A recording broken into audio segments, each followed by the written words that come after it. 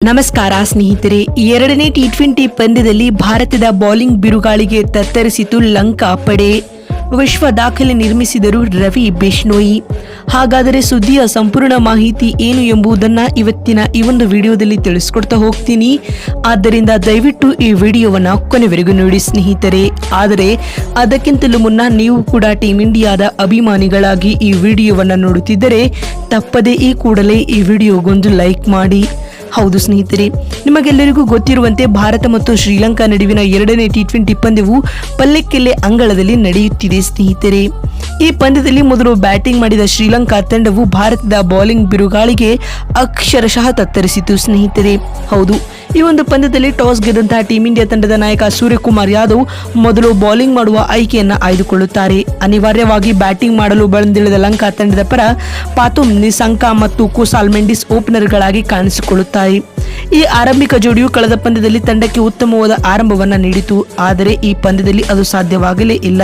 Team ಇಂಡಿಯಾಗೆ ಹರ್ಷದೀಪ್ ಸಿಂಗ್ ರವರು ಕುಶಾಲ್ ಮೆಂಡಿಸ್ ರವರ ರೂಪದಲ್ಲಿ ಮೊದಲ ಯಶಸ್ಸು ತಂದುಕೊಟ್ಟರು ಸ್ನೇಹಿತರೆ. ಅದಾದ ಬಳಿಕ ಜೊತೆಯಾದ ಪಾತುಮ್ ನಿಸಾಂಕ ಮತ್ತು ಕುಸಾಲ್ ಪರೇರಾ ಅರ್ಧಶತಕದ ಜೊತೆ ಆಟವನ್ನ ನಿಭಾಯಿಸಿದರು.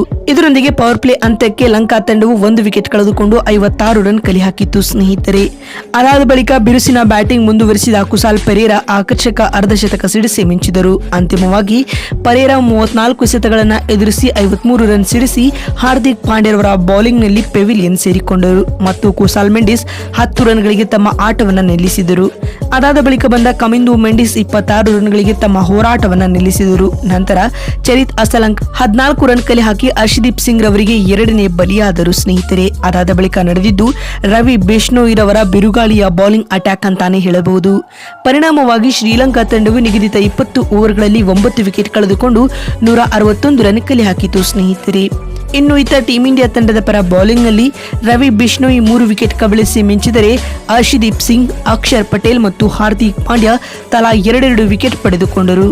ನೋಡಿದ್ರಲ್ಲ ಬಂಧುಗಳೇ, ಭಾರತ ಮತ್ತು ಶ್ರೀಲಂಕಾ ನಡುವಿನ ಎರಡನೇ ಟಿ20 ಪಂದ್ಯದ ಮೊದಲ ಇನ್ನಿಂಗ್ಸ್ ಹೇಗಿತ್ತು ಅಂತ ತಿಳಿಸಿಕೊಡುವ ನಮ್ಮ ಈ ಪ್ರಯತ್ನ ನಿಮಗೆ ಇಷ್ಟವಾಗಿದ್ದಲ್ಲಿ ತಪ್ಪದೇ ಈ ಕೂಡಲೇ ಈ ವಿಡಿಯೋಗೊಂದು ಲೈಕ್ ಮಾಡಿ. ಅದೇ ರೀತಿ ಸ್ನೇಹಿತರೆ, ನಿಮ್ಮ ಪ್ರಕಾರ ಟೀಂ ಇಂಡಿಯಾವು ಈ ಸುಲಭ ಟಾರ್ಗೆಟ್ ಅನ್ನ ಚೇಸ್ ಮಾಡುತ್ತಾ ಅಥವಾ ಲಂಕಾ ತಂಡ ಟಾರ್ಗೆಟ್ ಅನ್ನ ಡಿಫೆಂಡ್ ಮಾಡಿಕೊಳ್ಳುತ್ತಾ ಅನ್ನೋದನ್ನ ಕಾಮೆಂಟ್ ಮಾಡುವ ಮೂಲಕ ತಪ್ಪದೇ ತಿಳಿಸಿ.